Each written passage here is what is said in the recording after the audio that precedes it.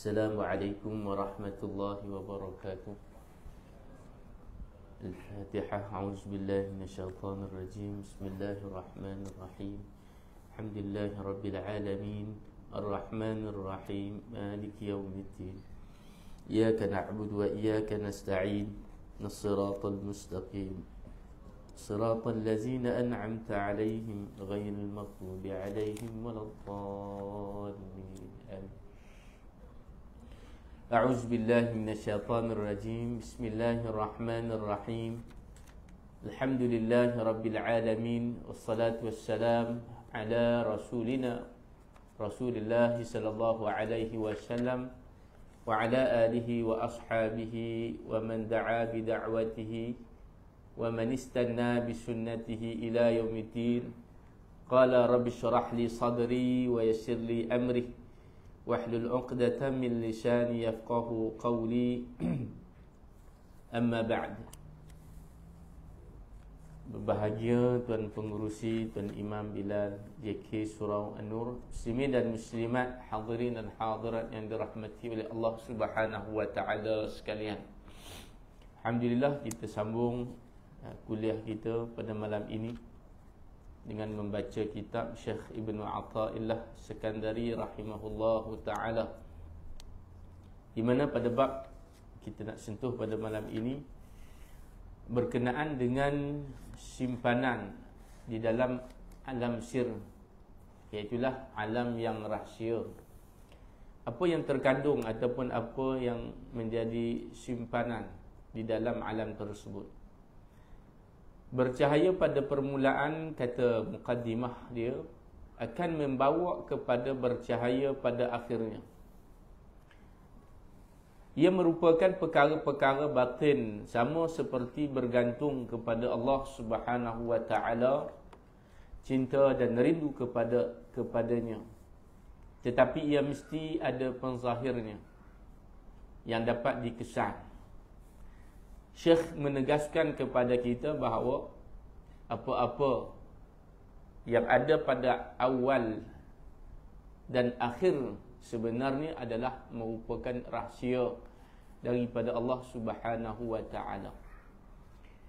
Iaitulah disebutkan kepada kita, mastaudi'a fi ghaibis syara'ir zahara fi syahadati zawahir. Apa-apa yang disimpan dalam ghaib, apa-apa yang telah pun ditakdirkan. Perkara ghaib itu apa? Iaitulah perkara-perkara yang syam'iyat, yang kita tak nampak, ya.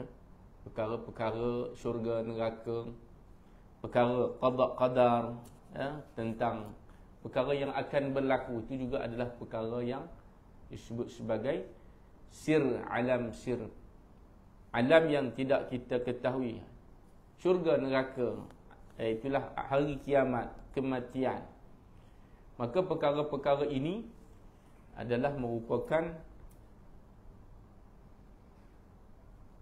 dia sebutkan sebenarnya rahsia, hakikat dan matlamat, benda yang ke depan, ya. Dan juga maka dengan perbahasan ini dia sebutkan kepada kita mastaudi'a, apa yang disimpan di dalam ghaib, ya.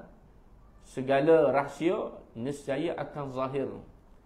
Allah Subhanahu wa taala akan menzahirkan pada luarnya. Allah akan menunjukkan apa yang terkandung dalam qada qadar di Lauhil Mahfuz, maka dizahirkan di dalam alam dunia. Dan apa yang terkandung pada alam ke depan yang tak tahu, maka juga dizahirkan di sini. Maksud yang kita boleh faham, apabila seseorang itu, bagaimana ke depan bergantung kepada awal dia. Akhir dan juga awal itu saling berkait, kata dia. Astaudi'a, iaitulah diletak dan disimpan. Syarah dia daripada mafhum hikmah. Astaudi'a bermakna yang disimpan. Yang disimpan, yang diletakkan itu, iaitulah yang di sudut ma'rifat, ya, pada tasawufnya. istilah yang digunakan di dalam ilmu tasawuf ni adalah istilah yang mana syarahan dia berkait dengan perkara-perkara yang hakikat, ma'rifat, tariqat dan sebagainya itu. Istidak. Kemudian perkataan istidak, letak sesuatu pada tempat untuk disimpan. Dalam bahasa Arab, dalam bahasa kalau fi'il maka dia mesti ada maf'ul dia. Bila ada fi'il maka dia ada isim. Bila ada perbuatan maka ada tempat yang dibuat. Batinnya ghaibus sarair. Ghaib, benda-benda ghaib adalah perkara-perkara batin. Sarair, sir, rahsia. Rahsia ini bermaksud juga disebutkan dengan hati. Ya, hati ni perkara yang rahsia. Orang tak tahu hati kita, tapi Allah Subhanahu Wa Taala tahu hati kita, niat kita. Jadi kita tak boleh nak menipu.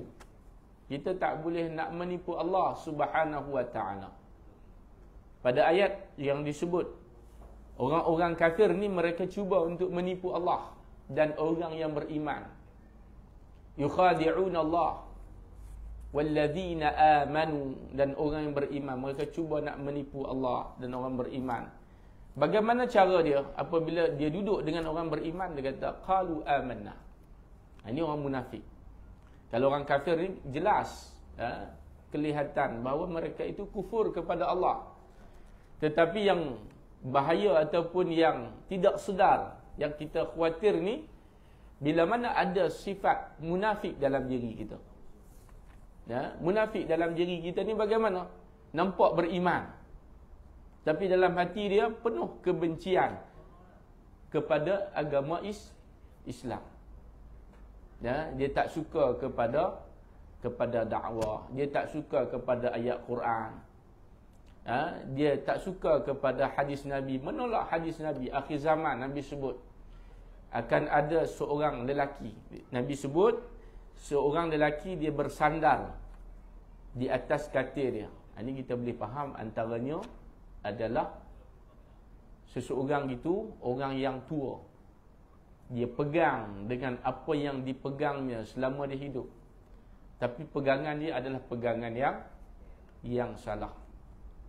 Bila datang kepada dia, orang bawa kepada dia hadis Nabi sallallahu alaihi wasallam, maka dia kata pegangan aku dan pegangan kamu adalah Al-Quran, kitab sahaja, kitabullah. Dan sebenarnya apa yang dihalalkan oleh Allah juga dihalalkan oleh Nabi.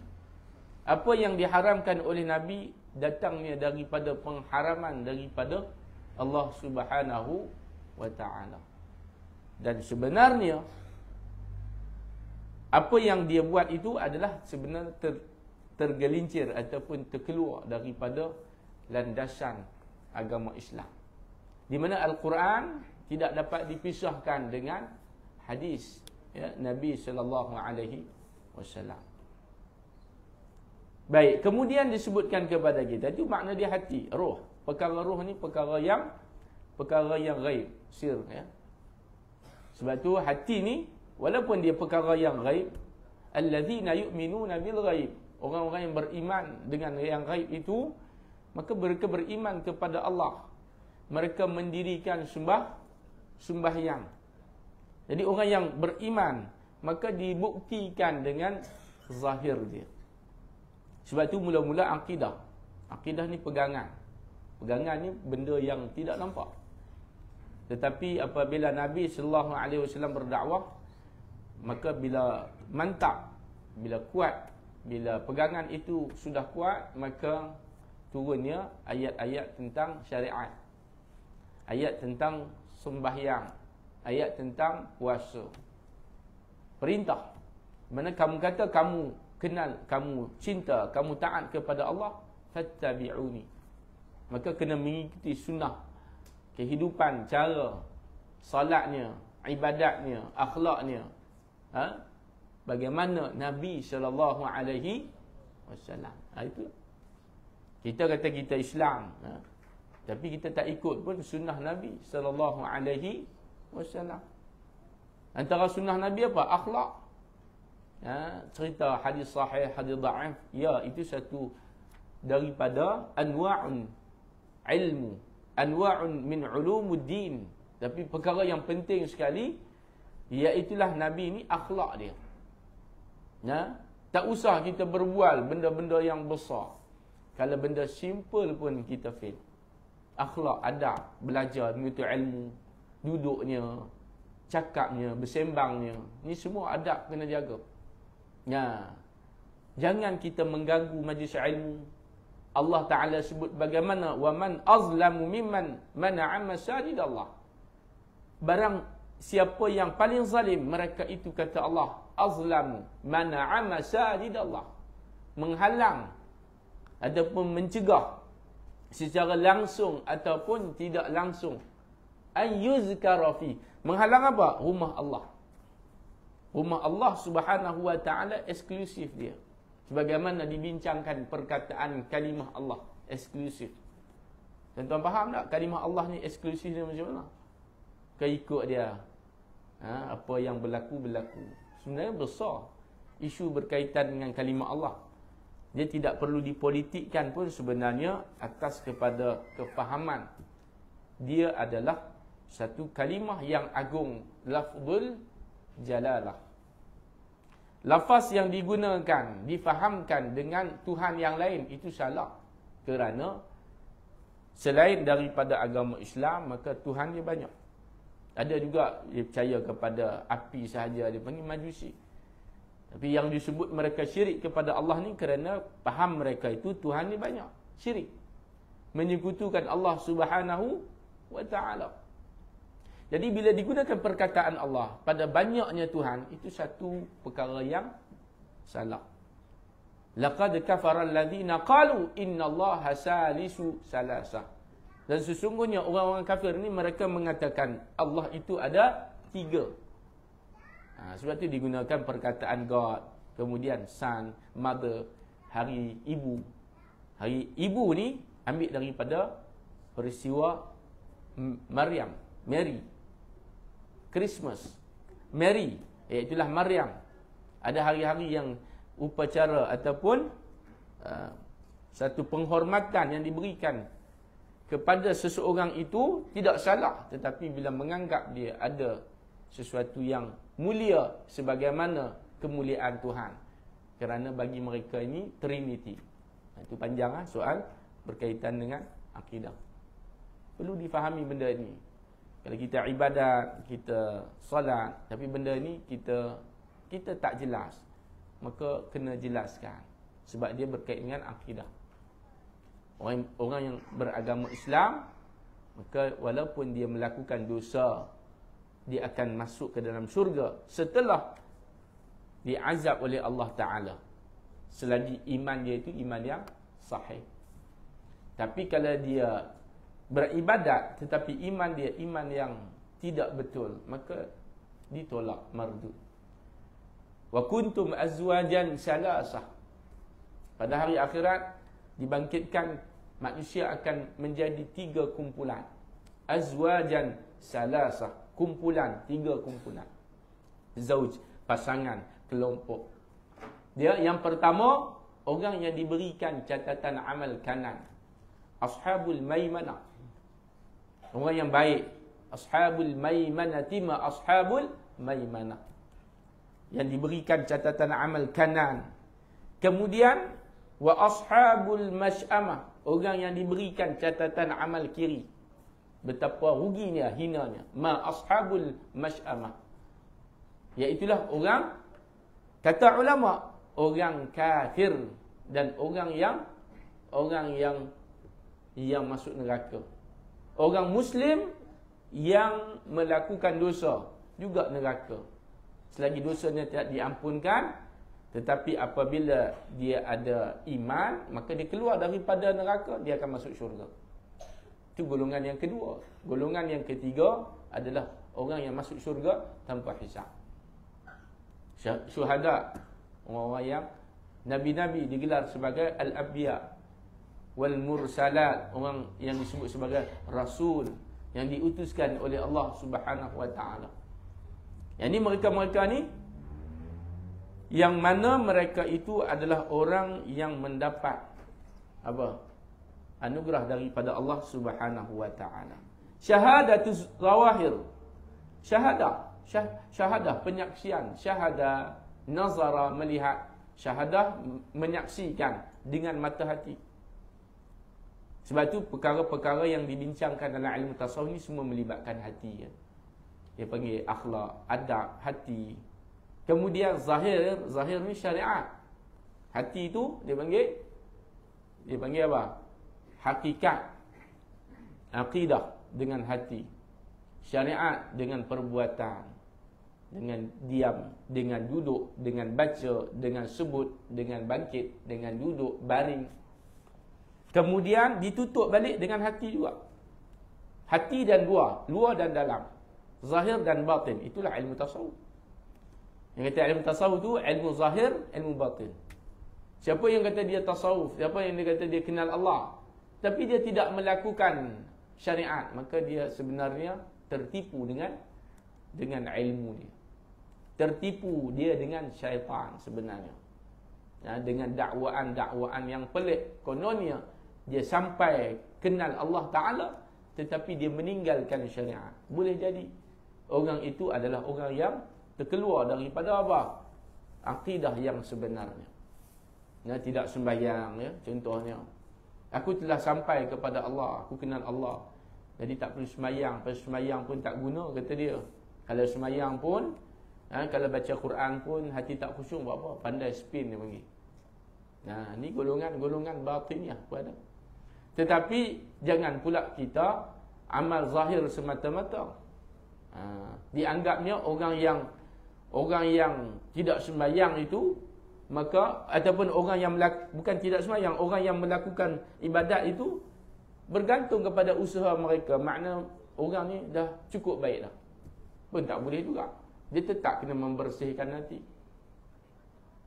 No? Faham tak tuan-tuan apa yang saya sebut ni? Itu dia. Itu makna dia penyaksian dengan kalimah syahadah la ilaha illallah. Anggota zahir ni pun menyaksikan, iaitulah dengan lidahnya. Kemudian al-arkan. Solat kita ni ada rukun ya, qauli, qalbi dan fi'li. Mafhum hikmah, segala yang tersembunyi dalam rahsia yang gaib itu berupa cahaya Allah, cahaya daripada Allah, nur ilahi dan ma'rifah, pasti akan nampak kesannya pada anggota zahir. Yang batin dia akan zahirkan dalam bentuk perbuatan. Nah, kalau kita tengok orang tu luarannya begitu, maka sebenarnya pun kaedahnya yang datang daripada luar dalam itu, maka dapat dizahirkan melalui luaran. Sebab tu Islam ni dia bukannya pada luar saja. Kamu pakai jubah, maka kamu ni ahli syurga. Tak. Kamu pakai jubah, maka kamu takut kepada Allah. Abu Jahal pun pakai jubah. Kan? Tapi adakah dia takut kepada Allah? Tidak. Adakah dia beriman kepada Allah? Tidak. Jadi zahir saja tidak melambangkan. Dia mesti zahir dan batin. Apa yang kita lahirkan, itulah yang batinnya. Itulah yang akan zahirnya. Yang batinnya itulah yang akan zahirnya. Yang awal itulah yang akhir dia. Apa yang kita sebut, itulah yang sebenarnya datang daripada niat hati kita. Ya, kalau kita orang yang bercakap baik, maksudnya hati dia tu baik. Orang yang sembahyang, dia usaha zahir dia, maka dia niat dia baik. Allah Ta'ala nak bagi kepada dia kebaikan. Seterusnya, selebihnya tawakal kepada Allah Subhanahu wa Ta'ala. Kita hari ini, tuan-tuan dan puan-puan, ya, hari ini kita banyak dengan perkataan-perkataan analogi orang putih. Don't judge a book by its cover. Ya, jangan kamu judge orang tu, jangan kamu tegur dia. Pasal walaupun begitu keadaannya, tapi dia baik sebenarnya. Dia sebenarnya di luar itu adalah hasil daripada dalam. root akar dia tu, dia akan mengeluarkan pokok yang bagaimana akar dia. Kalau akar dia baik, maka dibajai, maka dijaga, akan tumbuh dahan-dahan yang baik. Nah, maka usaha untuk menanam, membaja, menjaga adalah usaha yang berterusan. Wala tamutunna illa wa antum muslimun. Wala, jangan kamu mati. Wala tamutunna illa, kecuali. Maknanya mati itu perkara yang ke depan. Kita tak tahu bila. Sehingga itu jangan, kata Allah. Illa, kecuali dalam keadaan kamu Islam. Makna dia sentiasa istiqamah. Alladzina amanu, ya ayyuhalladzina amanu ittaqullah haqqa tuqatih. Orang beriman takutlah kepada Allah. Bagaimana dia nak beriman kalau dia tak takut kepada Allah? Bukan bermaksud iaitulah orang beriman itu tidak takut, tetapi Allah Ta'ala menegaskan berulang kali dengan ayat yang hampir sama maksud dia, tetapi perkataan yang berbeza. Iman, taqwa, sama je, tapi diulang dengan perkataan lain yang sama. Ini menunjukkan bahawa senantiasa kita takkid ataupun kena apa? Kena ambil perhatian dan kena istiqamah. Ya ayyuhalladzina amanu aminu. Hai orang beriman, berimanlah. Ana istiqamah. Buat, maka teruskan perbuatan itu sampai bila? Sampai habis. Nah, itu dia. Baik. Iktibar hikmah. Habis perkataan, habis matan, masuk mafhum, dah faham, kemudian pengajaran pula. Adab yang zahir, yang luar itu adalah sebagai tanda adab yang batin. Siapa yang banyak sir rahsianya, pasti teruji sirahnya, riwayat hidupnya. Hadis Nabi SAW, "Lau khasya'a qalbun hadha la khasha'at jawarihu." Kalau hati khusyuk, nescaya anggota zahir pun khusyuk. Itu kata Nabi SAW. Hadis ini, martabat dia dalam kitab Nawadir Usul daripada Al-Imam At-Tirmizi pada maqam ataupun status dia dhaif. Dhaif ni bukan maksud dia tak boleh pakai. Dhaif ni maksudnya tak kuat, tetapi disebut dalam kitab. Dia yang dhaif ni kadang dia boleh naik kepada hasan. Hasan tu juga boleh diguna, boleh disampaikan. Cuma dhaif ni dia tak cukup kuat, itulah tak cukup siqah, tak cukup dhabit. Pasal perawi-perawi dia kemungkinan terputus antara perawi-perawi, tidak sampai kepada Rasulullah sallallahu alaihi wasallam. Tapi tidak bermakna apa yang disebut itu adalah perkara yang tidak betul. Maka bila datang hadis yang hampir sama riwayat dari sudut matan dia, maka dia akan kuat, hadis itu naik sehingga kepada martabat sahih.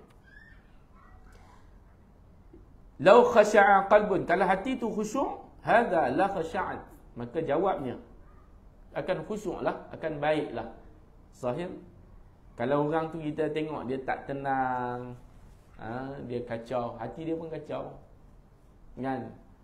Tak boleh duduk, tak boleh nak baca Quran, hati dia memang tuan-tuan kacau.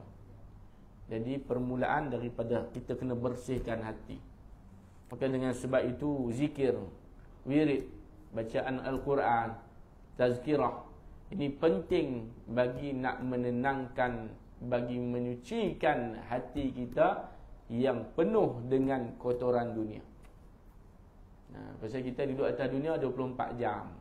Dengar kuliah 4 minit. Macam mana kita nak bersih? Aku makan ubat, kata dia.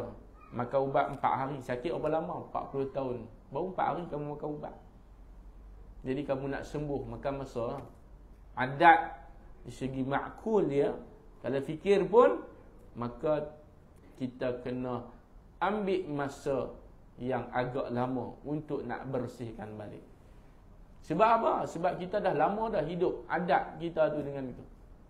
Bukan maksudnya semua benda kita buat salah tak, tapi ada perkara-perkara yang kita kena perbetulkan. Sebagai contoh, benda-benda yang simple lah, fardu ain. Orang rasa fardu ain ni benda yang biasa dengar. Kita pernah buat kursus fardu ain tentang mandi wajib. Kita cerita mandi wajib ni dia kena mandi junub, mandi wajib ni dia kena bergerak, kena gosok, kena bagi rata. Oh, habis kursus ada hamba Allah mari jumpa. Dia kata, ustaz, selama ni saya buat macam lain. Rupa-rupanya mandi saya tu tidak sebagaimana yang disebut di dalam kitab. Yang disebut sebagaimana yang disebut di dalam kitab, yang cara yang ditetapkan, cara dia tu tak kena. Habis sembahyang saya macam mana selama ni? Sebab tu tuan-tuan, pentingnya mengaji. Kita duduk belakang, duduk menyembang pasal janda, duduk sembang pasal golf, sembang pasal tu orang mati turun gunung Everest. Kan? Hak kita nak mati esok lusa ni, hak kita tak cara pula. Benda-benda hak wajib ni. Macam mana nak bertemu Allah? Tak ada persiapan. Kamu nak jumpa raja, nak jumpa YB pun kamu persiapan. Kamu beli baju. Nak jumpa Allah, pakaian dia takwa. Tak ada persiapan apa kita ni. Kadang-kadang seronok macam tu. Ini masalah. Jangan jadi orang yang kebanyakan. Wa qalilun, jadilah golongan yang sedikit. Kalau banyak, habis kita tak larat nak ikut 100 orang, 100 corak perjalanan, corak kehidupan. Maka nak kembali macam mana? Kembali kepada corak yang ditunjukkan oleh Nabi dan para sahabat, yang dibawa oleh alim ulama. Yang kedua, seterusnya dia kata, begitu juga dengan firman Allah Subhanahu wa taala. Simahum min fi wujuhihim min athari sujud. Tanda-tanda mereka nampak zahir pada muka mereka daripada kesan sujud. Simahum, tanda-tanda, alamat pada wajah mereka daripada sujud mereka. Jadi maksud dia tanda orang yang banyak sujud ni nampak pada wajah mereka, iaitulah bercahaya. Bercahaya pada hari akhirat, hari kiamat nanti. Kan? As-Sabuni berkata, alamat ataupun tanda-tanda mereka wujud pada dahi mereka, banyaknya sujud dan sembahyang. Ini kalau kita tengok ada orang dia dahi, wallahu alam, ini juga semua atas kepada, tapi kesan yang neutral lah, bukan dibuat-buat, bukan ditenyeh batu.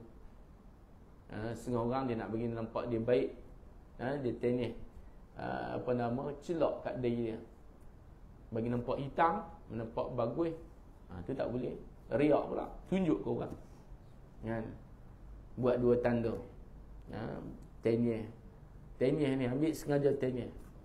Tak perlulah benda tu dia bagi. Kalau ada, alhamdulillah. Dan kita tak boleh tunjuk amal ibadat kita, kerana amal ibadat ni cukup Allah Ta'ala mengetahui. Tak perlu nak tunjuk, pasal apa? Rugi kalau kita tunjuk ni. Allah Ta'ala dia tak nak kita buat kerana yang lain. Itu juga nama dia syirik. Riak ni syirik juga. Kemudian meninggalkan sesuatu, kalau buat kerana yang lain, dia panggil riak. Tinggalkan sesuatu kerana selain pada Allah, dia panggil syirik. Kerana tinggal dan buat itu mestilah kerana Allah Subhanahu wa ta'ala. Kerana dia tak suka. La syarikalah, la syarikalah, la haqqun bima'bud, la haqqun ma'bud siwa Allah. Tidak ada yang berhak untuk kita sembah melainkan Allah Ta'ala. Jadi ibadat ni, perbuatan yang kita buat ni sebenarnya bukan untuk siapa-siapa, tapi untuk Allah Ta'ala. Untuk dia. Bangkit kita, qul inna salati wa nusuki wa mahyaya wa mamati lillahi Cuba kita fahamkan perkataan ayat-ayat, doa-doa yang kita amalkan, yang kita bacakan dalam Al-Quran. Dan kita amalkan dalam salat kita khususnya. Dalam doa seharian kita. Dalam solat khususnya, doa-doa ni kita fahamkan. Kemudian kita renungkan. Kemudian kita muhasabah balik. Dan sebenarnya semua itu ada falsafah yang begitu banyak. Kenapa kita sebut kul inna salati wa nusuki? Kerana nak bagi tahu kehidupan kita ni bermula doa pembukaan. Aku buat apa pun kerana Allah Subhanahu wa taala. Bila kita buat kerana Allah, maka Allah akan bantu kita. In tansurullah yansurkum wa yusabbit aqdamakum. Baru tetap. Pasal apa orang buat satu benda, kalau dia buat tidak kerana Allah, maka dia akan hanya hangat-hangat tai ayam setengah jalan.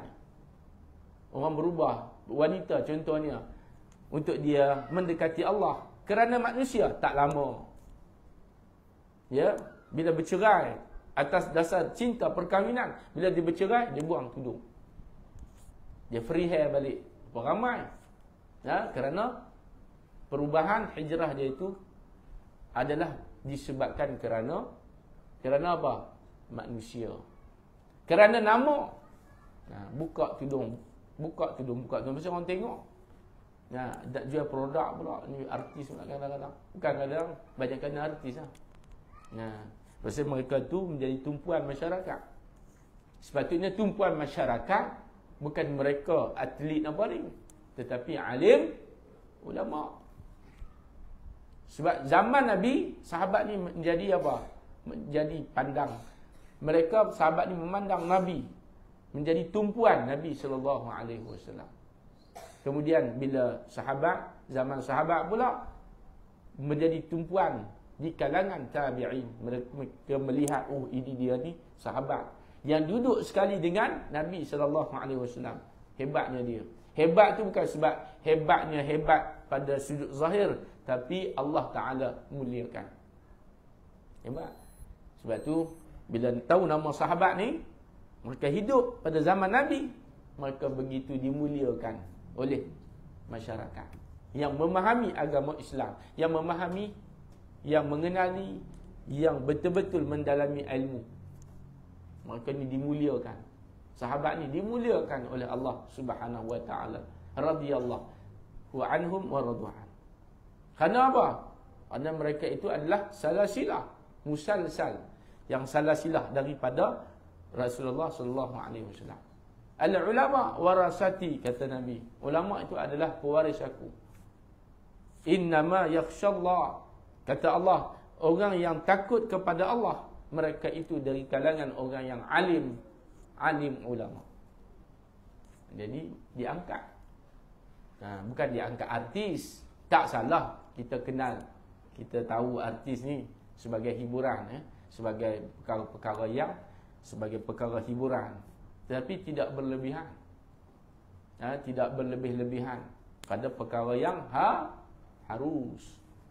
Kita kena lebih pada perkara yang sunat. Pada perkara kecintaan kepada Allah, kecintaan kepada Nabi, kena lebihkan.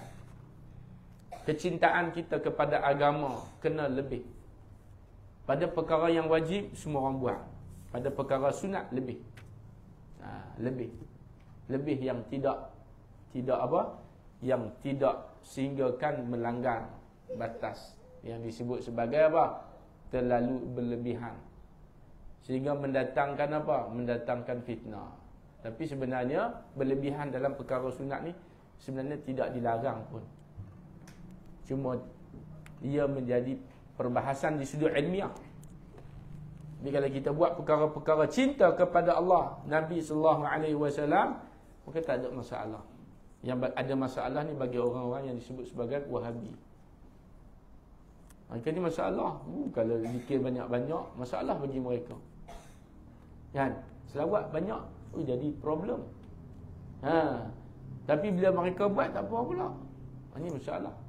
Ya tak? Kita pergi kubur, dandan dia kata, ni kuburiyun. Dia ambil gambar kat kubur, dia sentuh, tak apa pula, spin kuat. Ni puak ni duduk dalam agama Islam lah, tapi nak mencari perbalahan. Kerana apa? Hati tu tak baik. Kalau hati tu baik, maka dia memandang ruhama ubay nahum, memandang dengan kasih sayang. Kita tak marah, tapi bila mereka mengganggu amal ibadat yang adat yang dah ditunjukkan oleh ulama yang tidak bercanggah langsung, yang tu yang kita kena pertegakkan. Bila orang kacau kita wajib pertahankan. Jangan kita pula, dia kacau ikut dia, kita follow dia. Jangan. Dia kacau kita tu, dia tu syaitanir rajim. Allah tu faham. Jadi kita kena pertahankan. Syaitan ni kena apa? Kena jauh. Jangan follow dia. Kata Ibrahim bin Adham, kalau kamu follow dia, hati kamu akan jadi gelap. Kamu kenal syaitan, tapi kamu buat dia kawan kamu. Syaitan lah. Siapa lagi yang tak suka kepada wirid zikir, melainkan orang-orang taghut yang derhaka kepada Allah. Syaitan man tak suka, tuan-tuan. Kuliah tak suka. Iblis, dia dengar azan pun berselerak lari. Tuan-tuan, syaitan. Iblis ekor lah. Jadi, pengikut-pengikut ni, kalau buat baik, dia tak suka. Tapi kalau konsert, Coldplay, Kowe datang apa? Dia suka. Ayak Kowe kau, tak pasal-pasal ayak pula kena. Tak apa, tunjuk buntut TikTok lah apa. Bagus, Masya Allah, Subhanallah. Kepala kotak dia. Tapi bila benda-benda yang baik, dia mula pertikai. Tuan-tuan tengok. Inilah dia panggil apa? Malapetaka yang berlaku kepada umat Islam akhir zaman. Sebab tu Nabi kata kembali kepada Quran Sunnah tu, maksud dia apa? Kembali kepada penyatuan sebenarnya. Quran Sunnah tu bukan setakat baca hadis dia, tapi memahami dengan kaedah yang mana apa yang Nabi SAW cuba sampaikan di sebalik daripada hadis. Iaitulah apa? Penyatuan, takwa, perpaduan, asas kepada keselamatan umat akhir zaman. Itu dia. Dua benda Nabi sebut. Hadis yang pertama dalam kitab 40 tanda akhir zaman. Takwa, hubungan dengan Allah, hubungan dengan manusia. Hubungan dengan manusia ni penting tak? Tuan-tuan, penting. Macam kita nak masuk syurga, Allah Ta'ala perintah kena buat. Apa yang diperintahkan? Wa'tasimu bihablillahi jami'a wala tafarraqu. Jangan kamu pecah. Jangan pecah syekh kita. Orang Kelantan kata, mandi lanjai. Orang Kelantan kan. Syekh kita mandi lanjai. Kata dia. Faham tak? Betul tak faham? Aja. Sebut. Budak-budak apa nama? Dulu kan, dia pergi kat sungai, dia mandi. Nak kata jangan pecah ni apa? Bukan set. Mana-mana orang Islam tak boleh berpecah, tak boleh mencari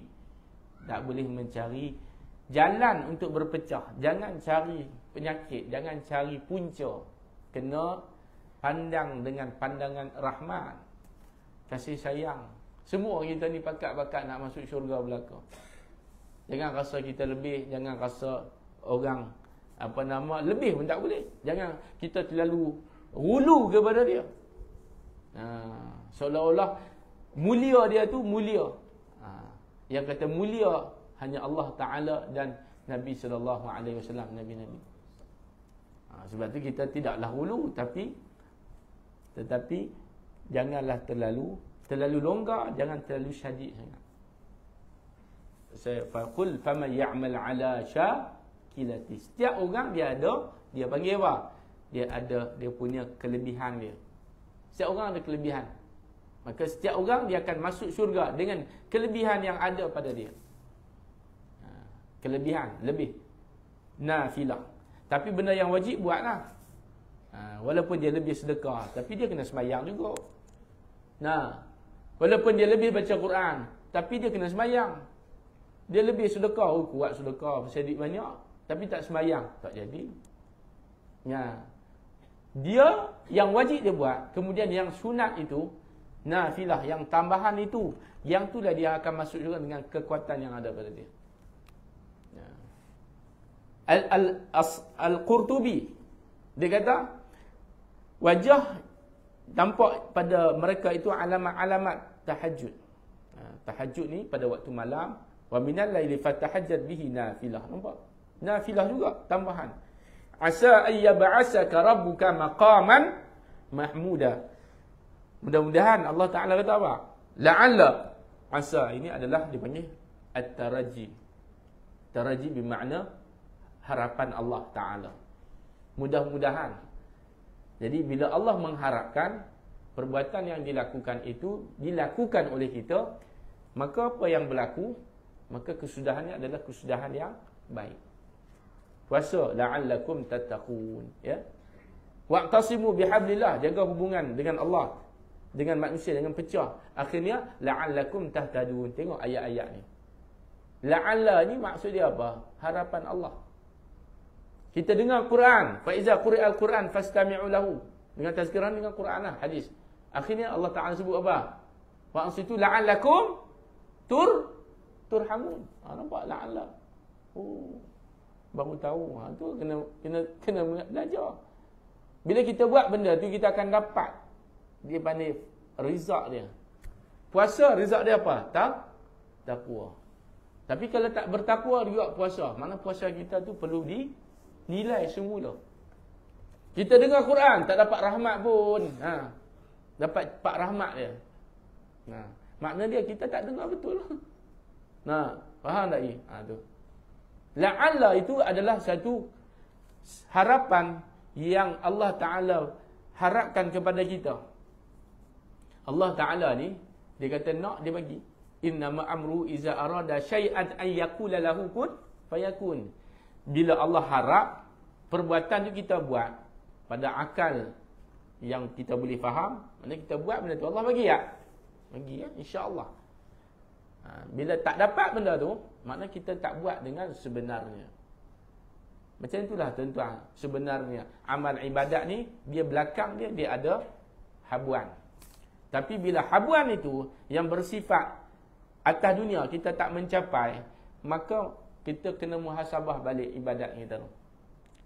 Orang yang balik daripada haji contoh. Ni pakat pergi haji, KT berapa kan? KT. Pergi haji balik. Nabi kata apa? Tidak ada balasan melainkan syurga Allah. Laisa lahul jaza illa al-jannah. Al-hajjul mabrur laisa lahul jaza illa al-jannah. Andai kata satu hari dia tak masuk syurga, maka bukanlah disebabkan haji dia, maka haji dia itu bukan mabrur.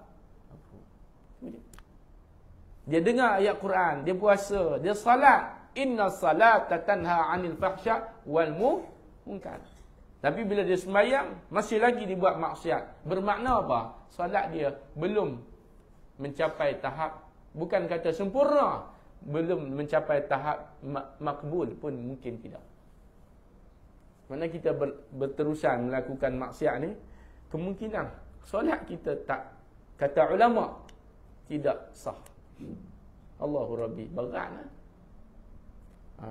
Tapi ulama kata sah dan tak sah tu adalah urusan Allah. Dia sebutkan sempurna. Ada sempurna mungkin sah, tapi tak sempurna. Dia ada pakaian, tapi pakaian tak sempurna, compang-camping.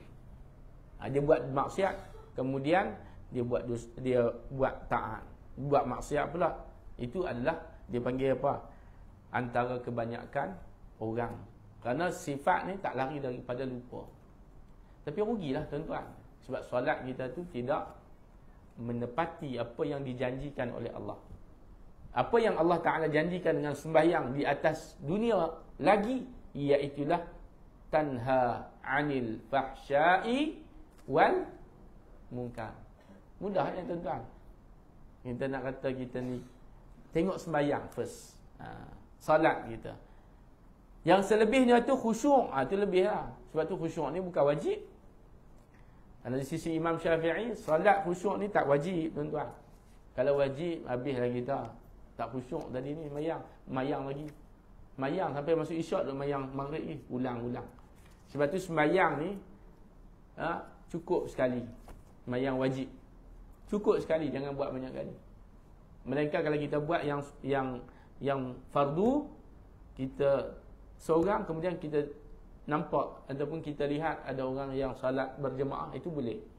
Tapi kita salat berjemaah, buat lagi pula berjemaah lain, tak boleh. Ulama sehingga kan ada kata hukumnya, ada setengah pandangan kata makruh, ada yang mengatakan haram, tuan-tuan. Pasal cukup sekali, yang tu yang terbaik. Sebab kalau dia buat banyak kali ni, seolah-olah dia macam apa? Macam dia main-main. Sebab benda main-main ni dia buat banyak kali. Tapi kena sekali ni buat betul-betul lah. Buat sungguh-sungguh. Seolah-olah itulah ibadat yang terakhir. Ta'budallah ka'annaka tamutu ghadan. Seolah kamu akan mati esok. Kata ulama, iaitulah solat yang terakhir. Cukup sekali. Kemudian masuk isyak, solat isyak yang terbaik. Seolah-olah esok akan mati itu bermaksud kita kena buat. Kita anggap bahawa inilah ibadat kita yang terakhir. Yang terakhir, yang terbaik. Yang terbaik, maka yang paling ikhlas. Yang paling khusyuk. Yang paling kualiti. Itu ibadat yang sepatutnya. Jadi bila disebut dalam kitab ni, tajuk ni, maka kita dapat sikit sebanyak pengajaran ataupun ibrah. Apa yang dapat kita ambil, iaitulah menjaga yang zahir juga adalah datang daripada batin. Yang batin itu, maka dia akan keluar yang zahir. Wallahu ta'ala a'lam. Untuk nak membawa manusia ke darjat yang baik dan tinggi, kata ulama, itulah banyak bersedekah, membaca Quran, ya, sama dengan orang yang mengingati akhirat, hubungkan silaturahim, menziarahi orang sakit, sedikit bergaul dengan orang kaya yang lupa akhirat, banyak berfikir tentang kesudahan kematian, diam dan sikit bicara, dan tawaduk. Wallahu a'lam. Baik datang daripada Allah Subhanahu wa taala. Moga-moga kita mendapat sesuatu daripada kuliah kita pada malam ini. Kita tangguh dengan tasbih kafarah dan surah Al-Asr. Subhanakallahumma bihamdik, asyhadu an la ilaha illa anta, astaghfiruka wa atubu ilaik. Wal 'asr, innal insana lafi khusr illa alladhina amanu wa 'amilus solihat wa tawasaw bil haqq wa tawasaw bis sabr. Assalamualaikum warahmatullahi wabarakatuh.